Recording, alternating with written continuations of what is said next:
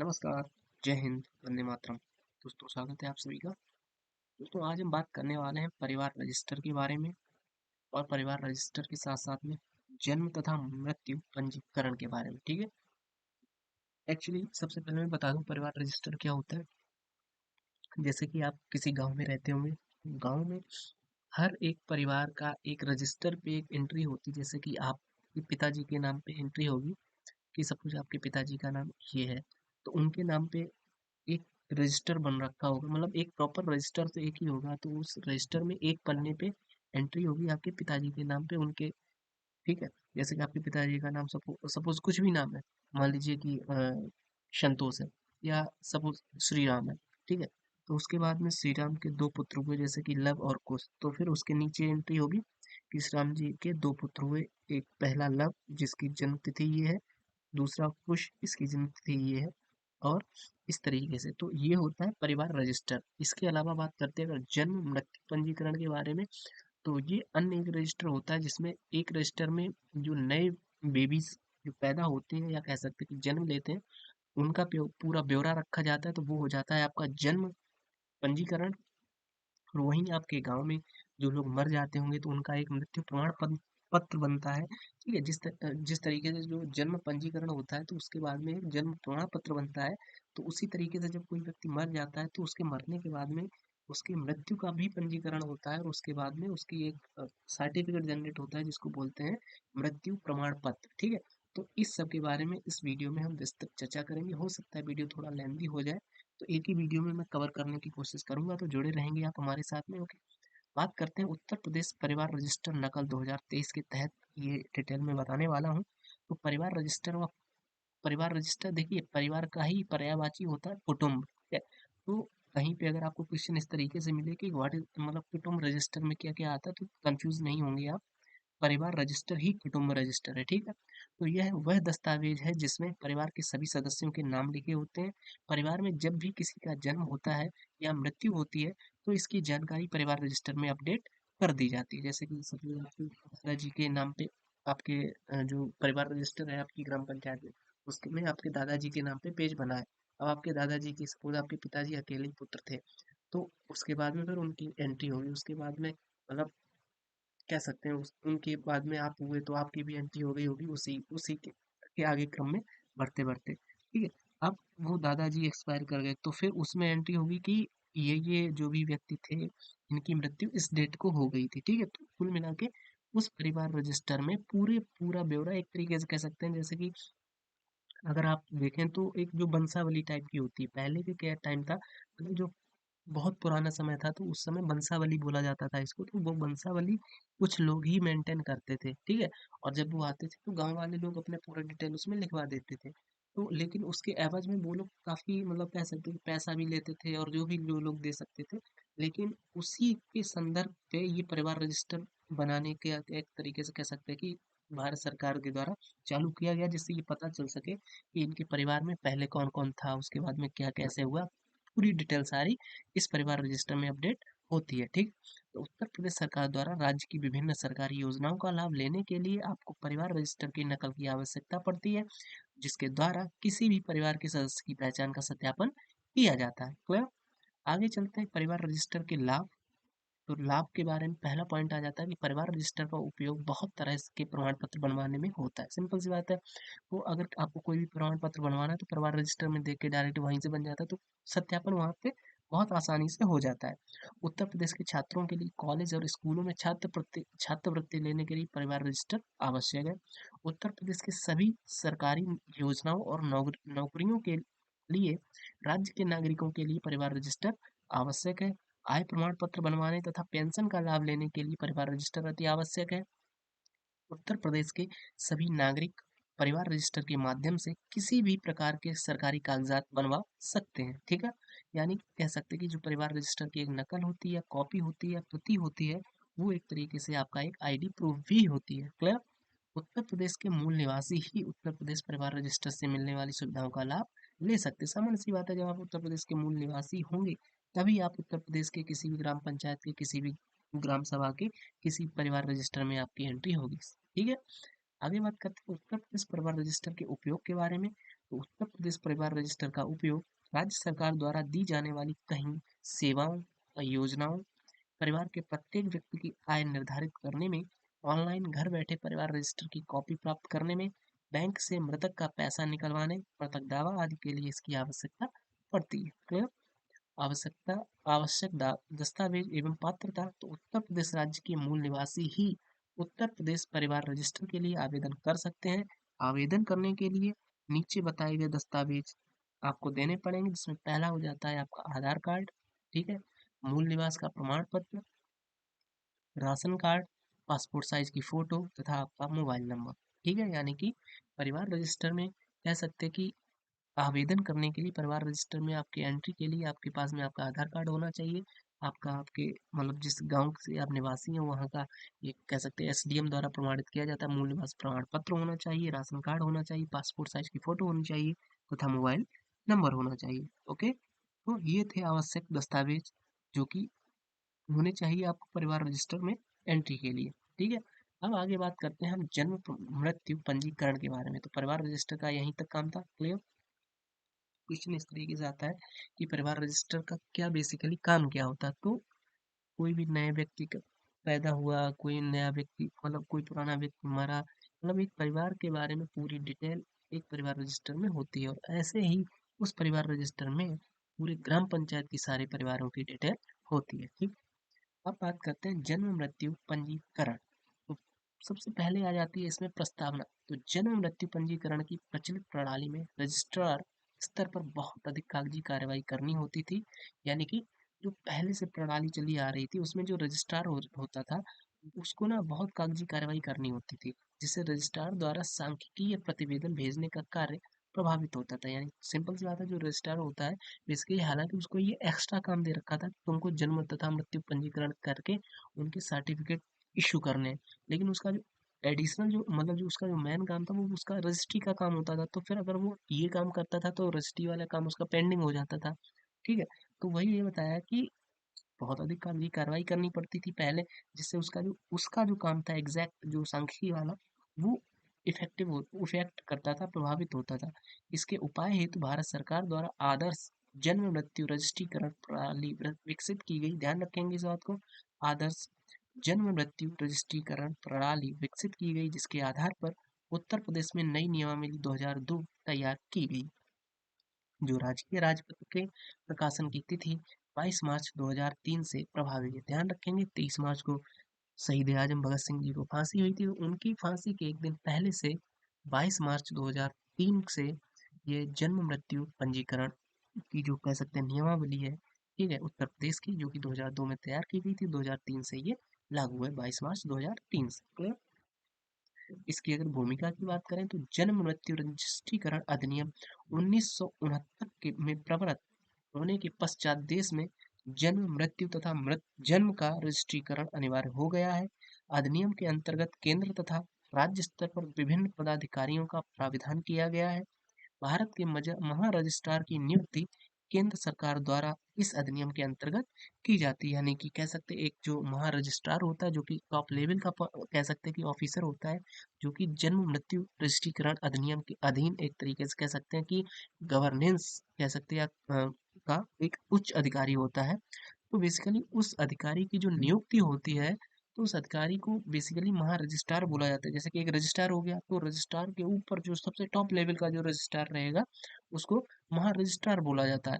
तो उस महारजिस्ट्रार की जो नियुक्ति रहती है वो बेसिकली केंद्र सरकार द्वारा की जाती है, और केंद्र सरकार के द्वारा कहाँ कैसे की जाती है, जन्म मृत्यु रजिस्ट्रीकरण अधिनियम 1969 के तहत। क्लियर? तथा वे राज्यों तथा संघ राज्यों में जन्मों और मृत्युओं के रजिस्ट्रीकरण और अधिनियम की कार्यविधि से संबंधित मामलों के निर्देशन एवं मार्गदर्शन वाले केंद्रीय पदाधिकारी, यानी जो महारजिस्ट्रार रहेगा वो सेंट्रल लेवल का ऑफिसर रहेगा, यानी कि केंद्र का पदाधिकारी रहेगा। उन्हें विभिन्न राज्यों में अधिनियम की कार्यविधि के संबंध में केंद्रीय सरकार को एक वार्षिक रिपोर्ट प्रस्तुत करनी होती है। और उपरोक्त उत्तर प्रदेश में जन्म मृत्यु रजिस्ट्रीकरण अधिनियम 1976 के स्थान पर संशोधित उत्तर प्रदेश जन्म मृत्यु रजिस्ट्रीकरण नियमावली 2002 निर्मित की गई है। जो 2002 थी, मैंने आपको बताया था कि वो 22 मार्च 2003 से प्रभावी तरीके से लागू है। लेकिन उससे पहले भी हमारे यहाँ पे तो रजिस्ट्री होते थे, और रजिस्ट्री जो कैसे एक तरीके से जन्म प्रमाण पत्र तथा मृत्यु प्रमाण पत्र होते थे, परिवार रजिस्टर बनते थे, तो वो पहले से बनती आई है। तो वो जो नियमावली थी वो बेसिकली उत्तर प्रदेश में उत्तर प्रदेश जन्म मृत्यु रजिस्ट्रीकरण नियमावली 1976 थी, जो सबसे पहले आई थी। उसके बाद में उसी को अपडेट करके 22 मार्च 2003 से नई नियमावली एक तरीके से कह सकते हैं कि लागू की गई, संशोधित करके लागू हुई है, और जो कि 22 मार्च 2003 से समूचे उत्तर प्रदेश में प्रभावी है या लागू है। और जन्म मृत्यु की संशोधित प्रणाली में रजिस्ट्रार स्तर पर प्रयुक्त किए जाने वाले कुछ प्रपत्र हैं, जो आपको याद करने पड़ेंगे, एग्जाम में सीधा सीधा पॉइंट बनेगा। ठीक है, तो सबसे पहले बात कर लेते हैं प्रपत्र संख्या 1। तो फर्स्ट में आ जाता है आपके जन्म सूचना प्रपत्र, मतलब कि एक तरीके से जन्म प्रपत्र संख्या यानी कि जैसे कि फॉर्म नंबर। ठीक है, तो जन्म की सूचना का जो फॉर्म होता है, सिंपल सी बात, सबसे पहले कोई इंसान होता है वो पैदा होता है, तो उसके पैदा होने की सूचना मिलती है, तो वो आपका फॉर्म संख्या 1। क्लियर। उसके बाद में अगर कोई पैदा होगा तो मरेगा भी, तो मरने की सूचना का जो फॉर्म रहेगा वो फॉर्म संख्या 2 हो जाएगी। ठीक है, उसके बाद में मृत जन्म सूचना पत्र, मृत जन्म सूचना, मृत जन्म सूचना प्रपत्र। अच्छा, अब बात करते हैं का तीसरा जो फॉर्म रहेगा, उसमें जैसे कोई व्यक्ति है, मतलब एक होता है कि उसका जन्म हुआ, उसके बाद में सामान्य उसकी डेथ हुई, और तीसरा जो फॉर्म आ जाता है उसमें ये बोला है कि मृत जन्म सूचना पर, मतलब ये एक साथ ही अगर मतलब कॉमन इंफॉर्मेशन पेश करनी है, तो उसके लिए आपका फॉर्म संख्या 3 आ जाएगी। ठीक है, और प्रपत्र संख्या 4, वह 4 के काम में बोला गया है मृत्यु की चिकित्सीय प्रमाणन। ठीक है, यानी कि अगर किसी की मृत्यु हो जाती है, ठीक, तो मृत्यु के क्या कारण रहे, तो ये तो आपका जब मतलब सपोज जिसकी मृत्यु होती है, तो उसका जब पोस्टमार्टम होता है तभी वो जो डॉक्टर होता है वो बताएगा ना। तो बेसिकली जो प्रपत्र संख्या 4 और 4 का है, उसमें ये बोला गया है कि जो किसी व्यक्ति की मृत्यु हुई है, उसको उसकी क्या वजह रही है, उसका जो एक तरीके से कह सकते हैं जो चिकित्सीय या मेडिकल रिपोर्ट है, वो फॉर्म संख्या 4 और 4 के काम है। ठीक है, यानी कि कह सकते हैं कि जो क्या बोला था,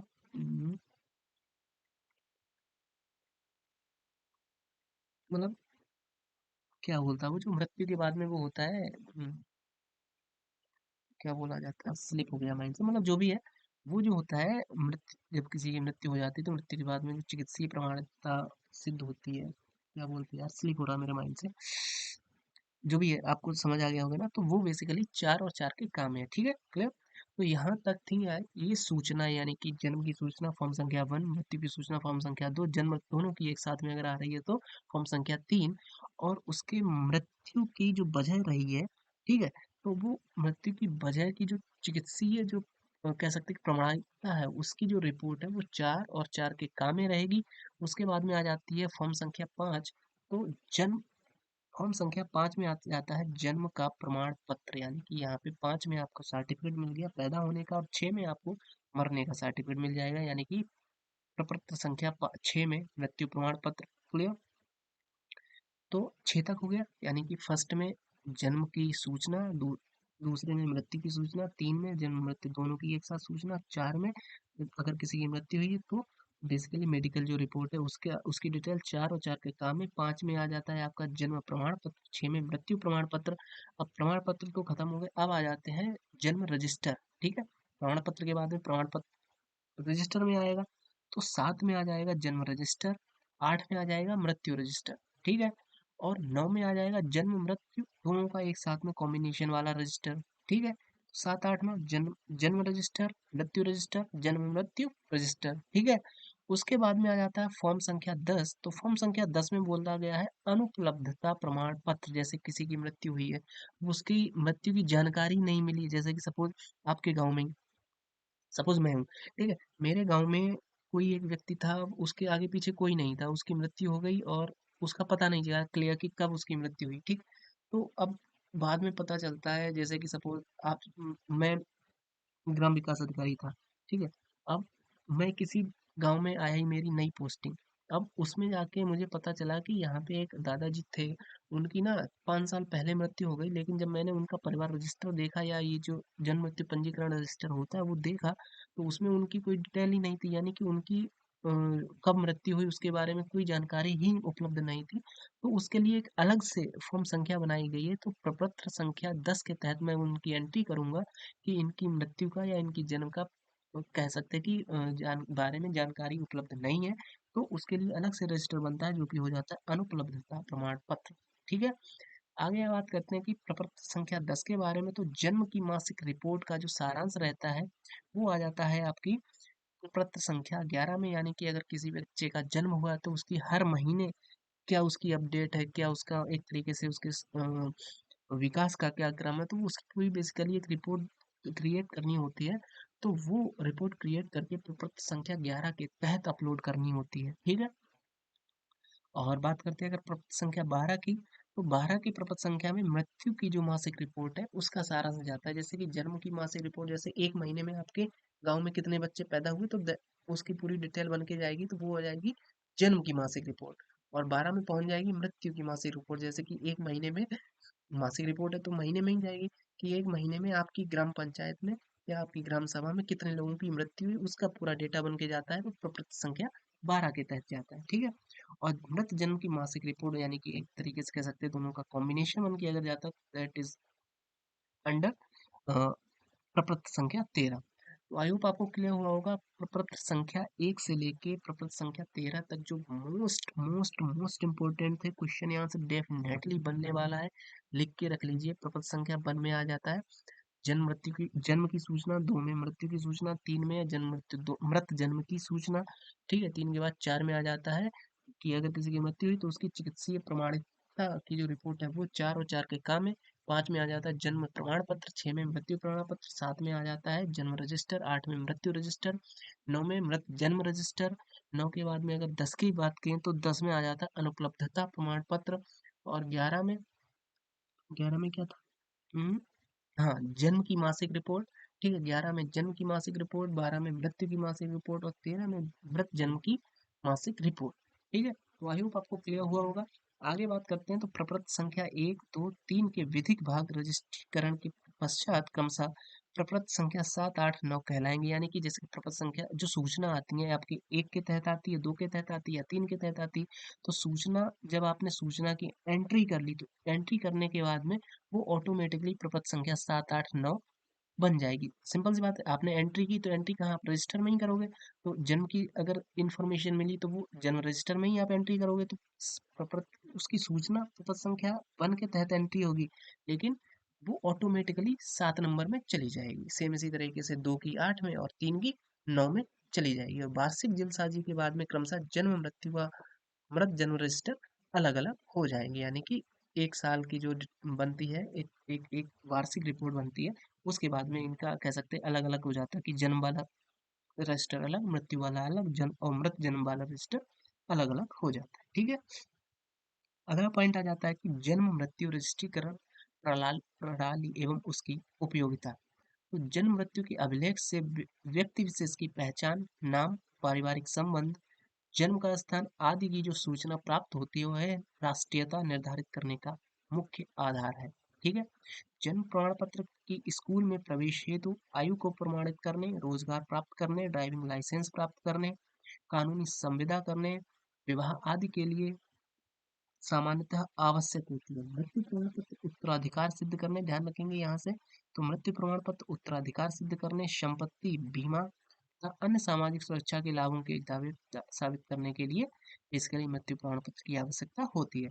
प्रमाणिक प्रयोजनों में जन स्वास्थ्य के कार्यक्रम, माता व शिशु की प्रसव के बाद की देखभाल करने और तथा टीके एवं प्रतिरक्षण टीके लगवाने आदि के कार्यक्रमों के लिए जन्म के रिकॉर्ड के आधार हैं। मृत्यु के रिकॉर्ड संक्रामक तथा महामारी रोगों की व्याप्तता और इन्हें रोकने के लिए तत्काल उपाय उठाए जाने वाले कदमों को संकेतकों के रूप में उपयोगी है। जन्म मृत्यु रजिस्ट्रीकरण अधिनियम 1969 एवं राज्य नियम काफी इंपॉर्टेंट हो जाता है क्वेश्चन यहाँ से बनने की यहाँ से भी संभावना है। चलिए बात करते हैं जन्म मृत्यु रजिस्ट्रीकरण अधिनियम 1969। ठीक है। तो भारत में जन्म मृत्यु रजिस्ट्रीकरण जन्म मृत्यु रजिस्ट्रीकरण अधिनियम 1969 के प्रावधानों के अंतर्गत किया जाता है पहली बार। ठीक है। यानी कि 1969 का जो अधिनियम है जन्म मृत्यु रजिस्ट्रीकरण अधिनियम, उसी के तहत भारत में कह सकते हैं कि जो रजिस्ट्रेशन होता है जन्म का या मृत्यु का, तो वो उसके तहत होता है, ठीक है, केंद्र लेवल पे। और यदि इस अधिनियम को लागू होने के दिनांक से संपूर्ण भारत में रजिस्ट्रीकरण प्रणाली में एक रूपता स्थापित करने हेतु या करते हुए जन्म मृत्यु की सूचना और रजिस्ट्रीकरण अनिवार्य कर दिया है। उत्तर प्रदेश सरकार द्वारा जन्म मृत्यु रजिस्ट्रीकरण अधिनियम के क्रियान्वयन हेतु उत्तर प्रदेश जन्म मृत्यु रजिस्ट्रीकरण नियमावली 1976 बनाई गई थी, जो कि 8/1/1977 से यानी कि 8 जनवरी 1977 से संपूर्ण देश में लागू की गई थी। और इसी नियमावली को अपडेट करके जन्म मृत्यु रजिस्ट्रीकरण नियमावली 2002 लाई गई थी, जिस जो कि 22 मार्च 2003 से संपूर्ण उत्तर प्रदेश में लागू है, ठीक है।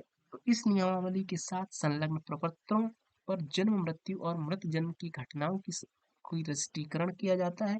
इसके नियमों में विलंबित रजिस्ट्रीकरण की प्रक्रिया, बच्चे का नाम का अंकन, प्रमाण पत्रों को निर्गत करना, मृत्यु के कारणों को का चिकित्सीय प्रमाणीकरण, प्रविष्टि को ठीक या रद्द करना, अपराधों के प्रशमन की शक्ति तथा अभिलेखों की सुरक्षा एवं रखरखाव, सूचनाओं का संग्रहण, संकलन तथा प्रेषण आदि प्रावधानिक है।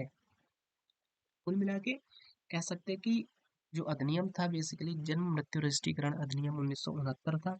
उसकी अनुशंसाओं को लागू करने के लिए उत्तर प्रदेश ने उत्तर प्रदेश नियमावली लागू की थी, जो कि 1976 के तहत बनाई गई थी।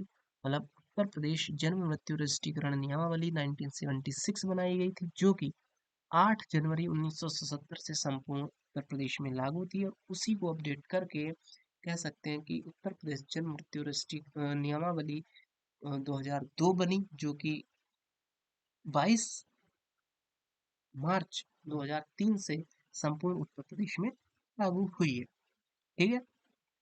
आगे बात करते हैं।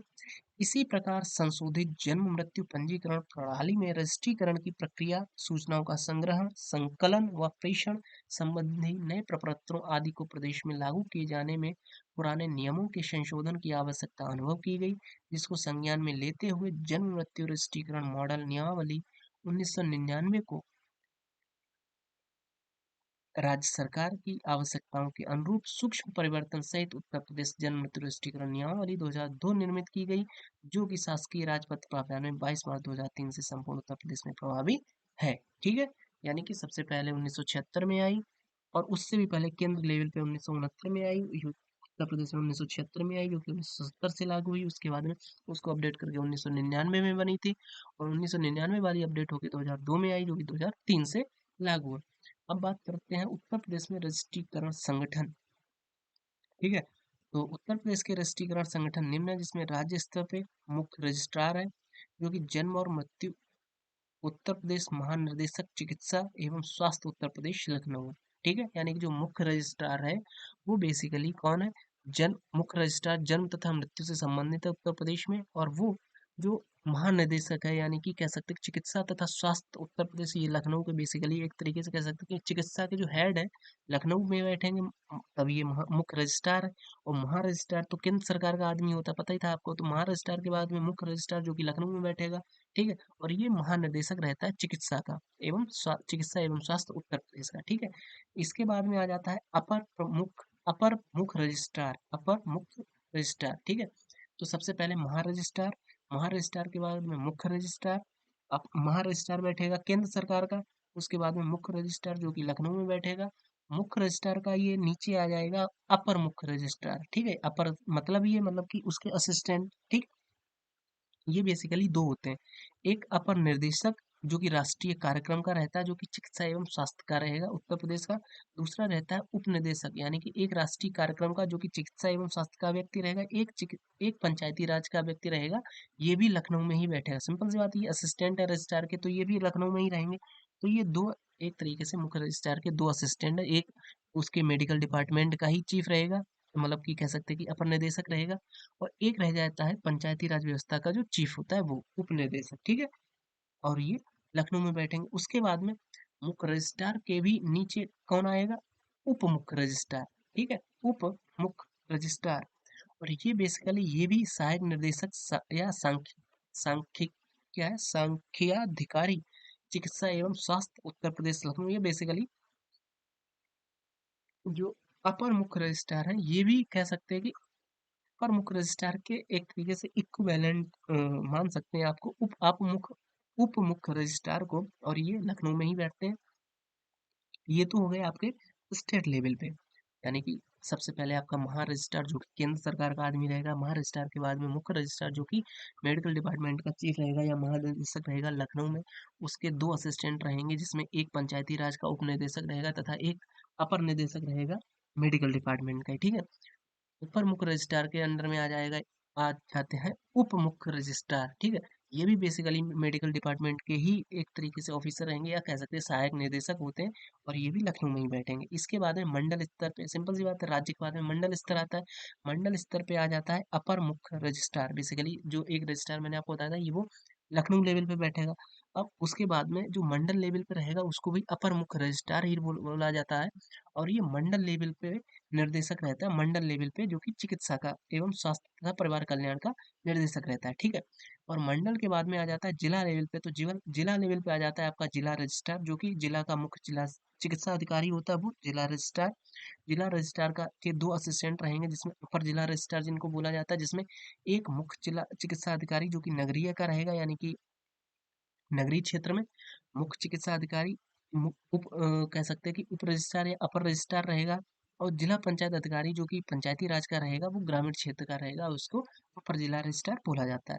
और अन्य स्तरों में जो रजिस्ट्रार की बात करें, तो आपका जो नगर का जो स्वास्थ्य अधिकारी या नगर निगम का जो स्वास्थ्य अधिकारी रहेगा, वो भी आपका रजिस्ट्रार रहता है, तथा नगर पालिका परिषद का जो कह सकते हैं कि अधिकारी रहता है, वो भी रजिस्ट्रार भी बोला जाता है, ठीक है। और इसके अलावा जब आप ग्राम पंचायत अधिकारी बन के जाएंगे, यानी ग्राम पंचायत क्षेत्र पे, तो आपको भी मतलब रजिस्ट्रार वाली पावर मिलेगी, यानी कि जन्म तथा मृत्यु से संबंधित सर्टिफिकेट इशू या उनसे संबंधित कोई भी डिटेल है वो फिल करने का अधिकार ग्राम पंचायत अधिकारी को भी दिया गया है, ग्राम स्तर पे, ठीक है, ग्राम पंचायत लेवल पे, ठीक है। तो आई होप आपको क्लियर हुआ होगा कि ये सिनेरियो क्या था। सबसे टॉप लेवल पे महारजिस्ट्रार जो कि केंद्र सरकार का व्यक्ति रहता है, और केंद्र सरकार की ही इसकी नियुक्ति करती है। उसके बाद में महा रजिस्ट्रार के बाद में मुख्य रजिस्ट्रार आ जाएगा, जो कि राज्य स्तर पर रहता है, जो कि महानिदेशक रहता है और लखनऊ में बैठा है। इसके बाद में इसके 2 असिस्टेंट रहेंगे, अपर मुख्य रजिस्ट्रार जिसमें एक पंचायती राज का सह निदेशक तथा एक चिकित्सा अधिकारी का ही निर्देशक रहता है, अपर निदेशक, ठीक है। उसके बाद में उप मुख्य रजिस्ट्रार रहता है, ये भी कह सकते हैं कि मेडिकल डिपार्टमेंट से रिलेटेड होता है, कहीं कहीं नहीं होता। उसके बाद में लखनऊ के बाद में आप जब मंडल स्तर पे आएंगे, तो मंडल स्तर पे ये भी अपर मुख्य रजिस्ट्रार ही बोला जाता है, ये मंडल स्तर पे चिकित्सा अधिकारी होता है। और मंडल के बाद में जिला स्तर पे आएंगे, तो जिला अधिकारी या कह सकते हैं कि जो जिला रजिस्ट्रार रहेगा, वो आपका मुख्य चिकित्सा अधिकारी, जो मुख्य जिला चिकित्सा अधिकारी होगा, वो आपका जिला रजिस्ट्रार रहेगा। और इसके अलावा इसका असिस्टेंट अपर जिला रजिस्ट्रार रहेंगे, जिसमें नगरीय क्षेत्र के लिए उप मुख्य चिकित्सा अधिकारी तथा जिला पंचायती राज अधिकारी जो रहेगा, वो ग्रामीण क्षेत्रों के लिए रहता है, ठीक है।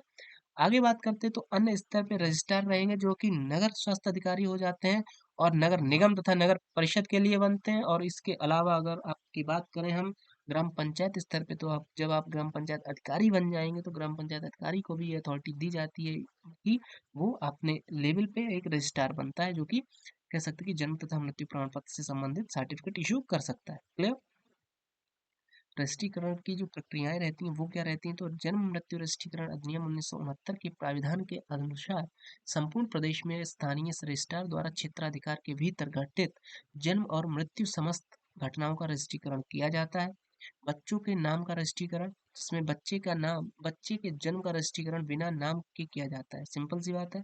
और जन्म मृत्यु रजिस्ट्रीकरण नियमावली 2002 से नियम संख्या 10 के प्रावधान के अनुसार रजिस्ट्रार नाम के बिना रजिस्ट्रीकृत किए गए जन्म के बच्चे के नाम की प्रविष्टि उसके माता पिता या संरक्षक की लिखित तथा मौखिक सूचना के आधार पर रजिस्ट्रीकरण तिथि के 1 वर्ष के भीतर कर लेगा। जैसे कि कोई बच्चा पैदा हुआ, तो बच्चे के पैदा होते ही उसके बिना नाम के ही उसका रजिस्ट्रीकरण कर लिया जाता है, रजिस्ट्रीकरण नियमावली 2002 के नियम संख्या 10 के अधीन।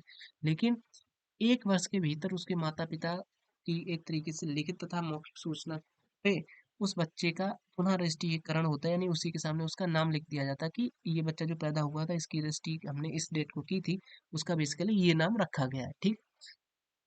आगे बात करते हैं, तो भारत के बाहर नागरिकों के जन्म और मृत्यु से रजिस्ट्रीकरण, तो विदेशों में रहने वाले भारतीय नागरिकों से संबंधित जन्म और मृत्यु की घटनाओं का रजिस्ट्रीकरण नागरिक अधिनियम 1955 एवं तत्संबंधी नागरिकता भारतीय कौंसिल रजिस्ट्रीकरण नियम 1956 में निर्धारित व्यवस्था के अनुसार भारतीय काउंसिल द्वारा किया जाता है तथा जन्म और मृत्यु का प्रमाण पत्र निर्गत किए जाते हैं। जन्म मृत्यु रजिस्ट्रीकरण अधिनियम 1969 की धारा 20 के अनुसार ऐसे भारतीय दंपति जो भारत में बसने की दृष्टि से वापस आते हैं तो वे अपने बालक बालिकाओं के भारत पहुंचने की तारीख से 60 दिन के भीतर किसी भी समय बालक बालिका के जन्म का रजिस्ट्रीकरण जहां भी सामान्यतः रहते हैं उस क्षेत्र के स्थानीय रजिस्ट्रार में कराएंगे। ठीक है, यानी कि अगर कोई व्यक्ति बाहर से इंडिया आके रह रहा है और यहाँ पे आके वो यहाँ की नागरिकता चाहता है, अपने बच्चों का रजिस्ट्रीकरण या जन्म प्रमाण पत्र चाहता है, तो यहाँ आने के 60 दिन के भीतर भीतर वो जहाँ रह रहे हैं वहाँ पे वहाँ के जो रजिस्ट्रार ऑफिस है वहाँ पे जाके अपने बच्चे का धारा 20 के तहत रजिस्ट्रीकरण करवा सकते हैं। ठीक। गुमशुदा व्यक्ति की मृत्यु का रजिस्ट्रीकरण, तो मृत्यु की रजिस्ट्रीकरण हेतु मृत्यु के दिनांक एवं स्थान की सूचना आवश्यक है, परंतु अगर कोई व्यक्ति गुमशुदा हो जाते हैं, इनका पता नहीं चलता है। ठीक है, तो गुमशुदा व्यक्ति के संबंध में मृत्यु की सही तिथि व स्थान का निर्धारण नहीं हो पाता है। साधारणतः 7 वर्ष या जिस व्यक्ति को सुना हुआ देखा 7 वर्ष तक जिस व्यक्ति को सुना हुआ देखा ना गया हो उसे मृत मान लिया जाता है तथा इस संबंध में जन्म मृत्यु रजिस्ट्रीकरण अधिनियम 1969 में कुछ भी नहीं कहा गया है। अतः इस प्रयोजन के लिए न्यायालय में दायर बात की लिखित एवं मौखिक साक्ष्यों के आधार पर न्यायालय द्वारा निर्धारित तिथि व स्थान निर्भर कर दिया जाता है। ठीक है, यानी कि कुल मिला के अगर कोई व्यक्ति गुमशुदा हो गया तो उसके बारे में कैसे उसका रजिस्ट्री कैसे उसका जो मृत्यु प्रमाण पत्र इशू किया जाएगा। तो बेसिकली इसके लिए एक एक ही नियम है कि अगर किसी व्यक्ति को 7 वर्ष तक देखा या सुना नहीं गया तो ये मान लिया जाता है कि उस व्यक्ति की मृत्यु हो चुकी है। ठीक है, लेकिन एग्जैक्ट मृत्यु प्रमाण पत्र इशू करने के लिए उस किसी व्यक्ति की एग्जैक्ट मृत्यु की डेट और समय तथा स्थान का होना बहुत आवश्यक है।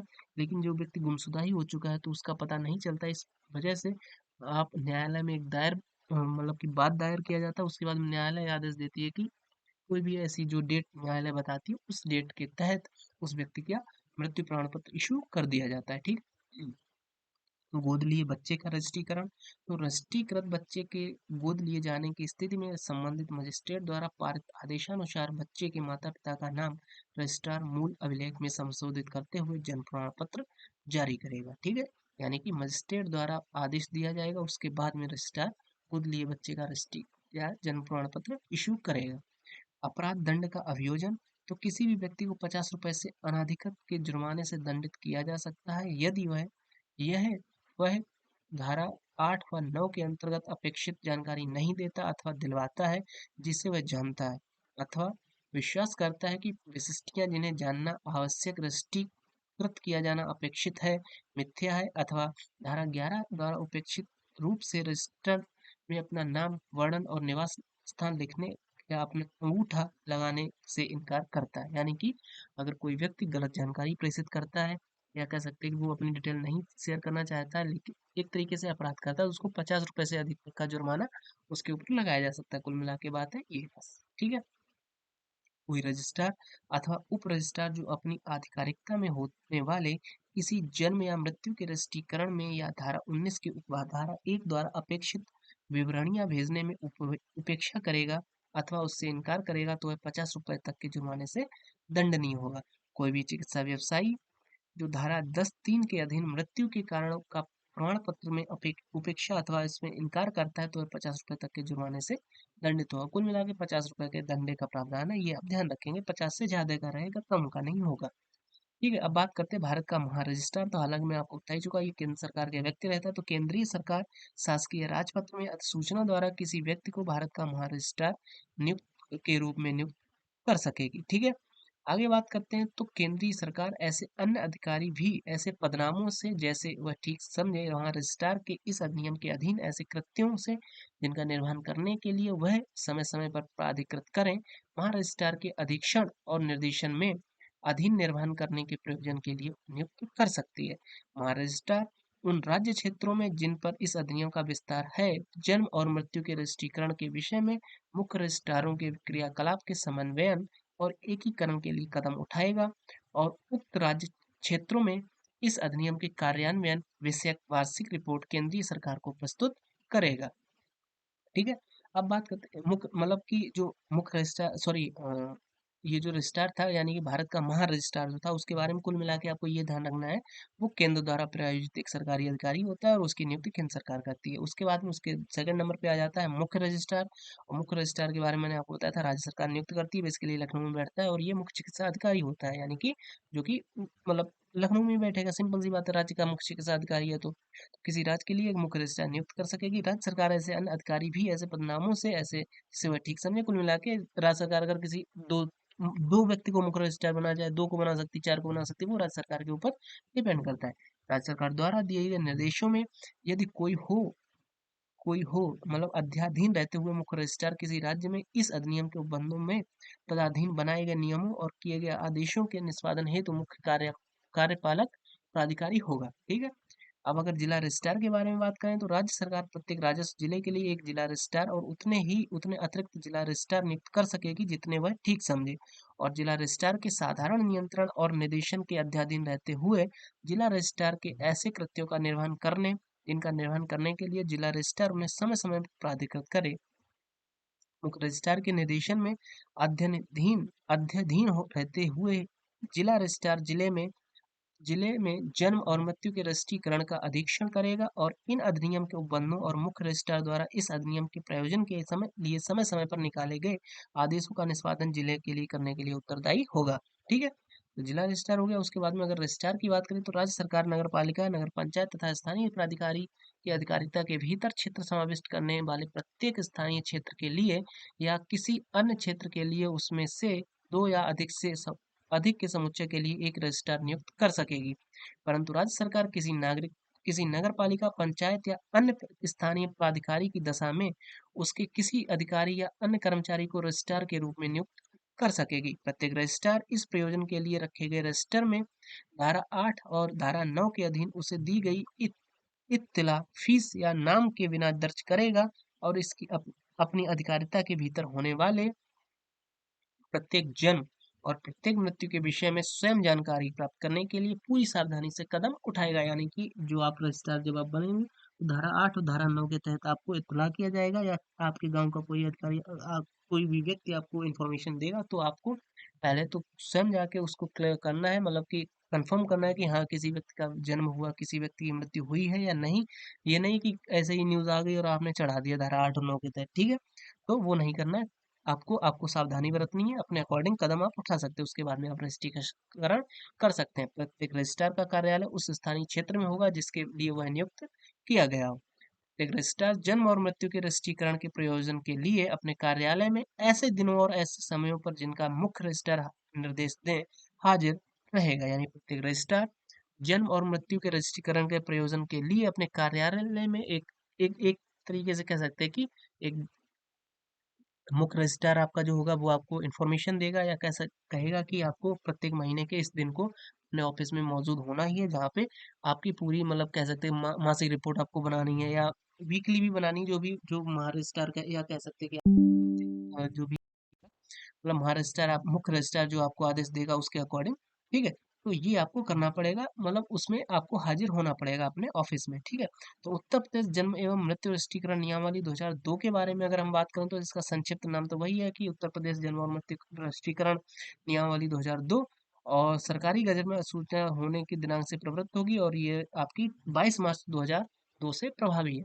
और परिभाषाओं के बारे में अगर बात की जाए तो इस संदर्भ में अन्यथा उपेक्षित न हो। अधिनियम का तात्पर्य जन्म तथा मृत्यु रजिस्ट्रीकरण अधिनियम 1969 से है।